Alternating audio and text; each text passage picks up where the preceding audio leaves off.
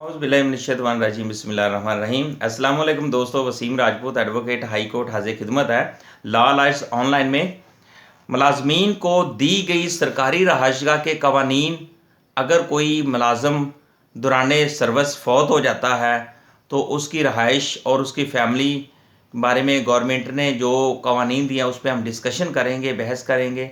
और दोस्तों, लेक्चर को शुरू करने से पहले रिक्वेस्ट करूँगा कि आप चैनल को सब्सक्राइब कर लें और बेल आइकन को क्लिक कर लें। जैसे ही आपको वीडियो अपलोड हो आप इस कानूनी रहनुमाई से मुस्तफ़ीद हो सकें।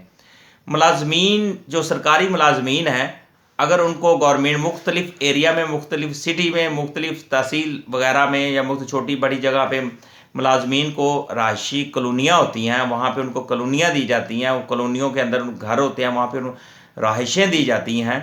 तो इस बारे में हम डिस्कशन करेंगे। हुकूमत पंजाब ने बड़े शहरों में अमूमन सरकारी कॉलोनियाँ कायम कर रखी हैं। इन सरकारी कॉलोनियों में अफसरानों मुलाजमीन को सरकारी रहायशगाह अलाट की जाती है, इस मकसद के लिए कि बाकायदा पॉलिसी नफजल अमल है।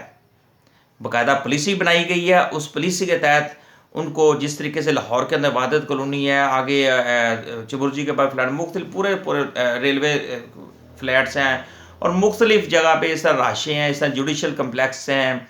तो अगर इनको दिए, अब इन पे दौरान सर्विस अगर कोई मुलाजम वफात पा जाता है, उसकी डेथ हो जाती है, तो उस सूरत में क्या बनेगा? वो प्रॉपर्टी में उनके फैमिली को निकाल दिया जाएगा? नहीं दोस्तों, दौरान सर्विस अगर कोई सरकारी मुलाजम फौत हो जाता है, अगर उसको कोई सरकारी रहाइश में उसकी फैमिली के साथ वो रह रहा है, तो सरकारी मुलाजमीन जो है कि फैमिली मतवफ़ी की उम्र 60 साल तक पहुँचने तक सरकारी रहायशगाह में रहाइश पजीर रहेगी।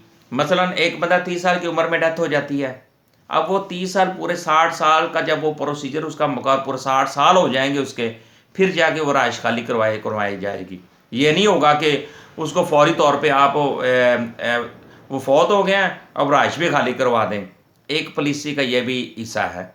दूसरा, दौरान सर्विस वफात पाने वाले सरकारी मुलाजमीन की फैमिली मतवफ़ी की उम्र 60 साल तक पहुँचने तक सरकारी रहायशगाह में रहाइश पजीर रहेगी, उसको निकाला नहीं जा सकता।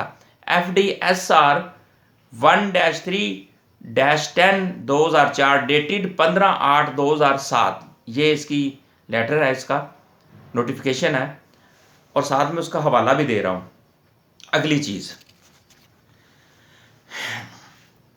अगली चीज़ दोस्तों ये है कि सरकारी रहायशगाह की अलाटमेंट के मसाइल के सिलसिले में सर्विसेज ट्रिब्यूनल की बजाय हाई कोर्ट से रजू किया जा सकता है। Very important. इस मेरे पास एक रिसेंटली पिछले दिनों में एक वाबड़ा का केस आया था वहाँ पे, लेकिन वो उसमें ये का एक रहाइश थी, रहाइश के बाद उसको अलाटमेंट उनसे अलग कर दी गई थी, लेकिन बंदे को गवर्नमेंट की तरफ से उनको रहाइश दे दी गई थी, लेकिन उनसे दोबारा ले ली गई। अब इस सिलसिले में सर्विस ट्रिब्यूनल जाने के बजाय खूबसूरत वे जो था वो हाई कोर्ट से रजू किया जाता, ताकि वो फौरी तौर पर वो स्टे हो जाता और उसको रहाइश वापस मिल सकती थी। ये तो नहीं कि वो रिटायर हो गया या फारग हो गया उस वजह से छीन ली गई, नहीं। इस तरीके से किसी को ज़बरदस्ती भी उसकी रहाइश, उसके अलाटमेंट जो है उसको वो नहीं छीना जा सकता जब तक उसकी वो एज पूरी नहीं होती। 2000 SCMR 928 पेज है, सुप्रीम कोर्ट की ये जजमेंट है। तो उसमें यह कहा गया कि सरकारी रहायशगाह के अलाटमेंट के मसाइल के सिलसिले में सर्विसेज ट्रिब्यूनल की बजाय लाहौर यानी कि हाई कोर्ट पूरे पाकिस्तान के अंदर सिंध है, बलूचिस्तान है, पख्तूनख्वा, इसी तरह लाहौर है, पंजाब है, तो आप हाई कोर्ट से रिव्यू कर सकते हैं। 2000 SCMR 928 पेज है, इसका सुप्रीम कोर्ट की जजमेंट है ये। सरकारी रहायशगाह की अलाटमेंट के किसी मुलाजम की सर्विसेज की टर्म्स एंड कंडीशन का हिस्सा नहीं है। दोबारा मैं बताना चाहता हूँ, सरकारी रहायशगाह की अलाटमेंट किसी मुलाजम की सर्विसेज की टर्म एंड कंडीशन का हिस्सा नहीं है, यानी कि उसमें शर्त कोई रख दी जाए कि नहीं जी आपको रहाइश दी जाती, बाद में आपको निकाल दिया जाएगा, कोई कंडीशन रख दी जाए, नहीं, ऐसा नहीं है। सुप्रीम कोर्ट की जजमेंट है 1999 1989 SCMR 1948 ये सुप्रीम कोर्ट की जजमेंट है। इसमें ये नहीं है कि जब भी कोई उसको राइट्स दे दी गए और साथ टर्म एंड कंडीशन का हिस्सा बना दिया, उसका हिस्सा नहीं है, उसका इसके साथ कोई तल्लक नहीं है।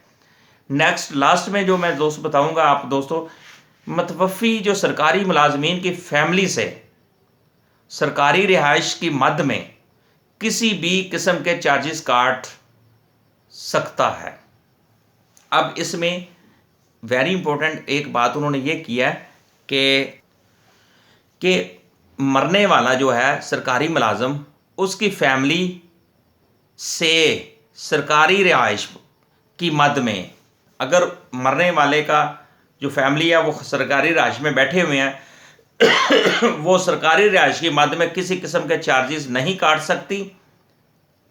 किसी किस्म का उनको, यानी कि वो एक होता है ना ब्लैकमेल किया जाता है जी, वो फैमिली से, वो मरने वाले की फैमिली से वो कहते नहीं जी आप ये इतना कुछ इस्तेमाल कीजिए, या टूट फूट का या कोई ना कोई बाद में किसी किस्म की कोई चार्जेस, कोई भी राइशी चार्जेस है उनसे वो नहीं काटे जाएंगे।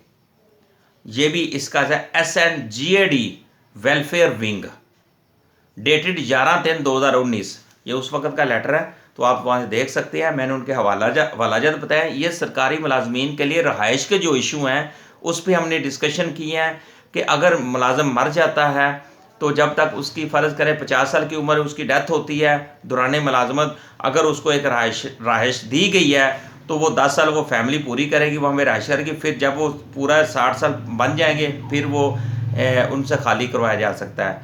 एक चीज़, अगर बंदा 20 साल की उम्र में मुलाजम है तो अचानक किसी कोई ऐसा इंसिडेंट या कोई हादसा होता है, डेथ हो जाती है, अब वो उसका मतलब है कि 30 नहीं 40 साल तक वो रहाइश, उसकी फैमिली अगर रहाइश पजीर है, उसको वो फ्लैट या कोई चीज़ उसको अलाट की गई है तो उसको, यदि ये एक पॉलिसी है इसके तहत आप कर सकते हैं। ये मैंने हवालाजात भी साथ बता दिए हैं ताकि ये और इसका बेस्ट हल यही है कि आप हाई कोर्ट में जाकर फौरी तौर पर रिट कर सकते हैं कि अगर आपको इलीगली और गैर कानूनी तौर पर आपको रहाइश से निकाला जाए, आपसे रहाइश छीन ली जाए, तो आप लाहौर हाई कोर्ट से या सिंध हाई कोर्ट, जिस एरिया में रहते हैं, जिस सूबे में रहते हैं, जिस सिटी में रहते हैं, उस एरिया का जो भी हाई कोर्ट बनता है वहाँ पे आप रिट करके अपनी दाद रसी, कानूनी रहनुमाई ले सकते हैं, कानूनी दाद रसी ले सकते हैं।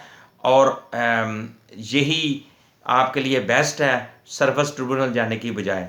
दोस्तों मुझे अपनी दुआओं में याद रखिएगा, ये खिदमत खलक है, कोशिश है कि मैं करता रहूँ जब तक ज़िंदगी है। अस्सलाम वालेकुम।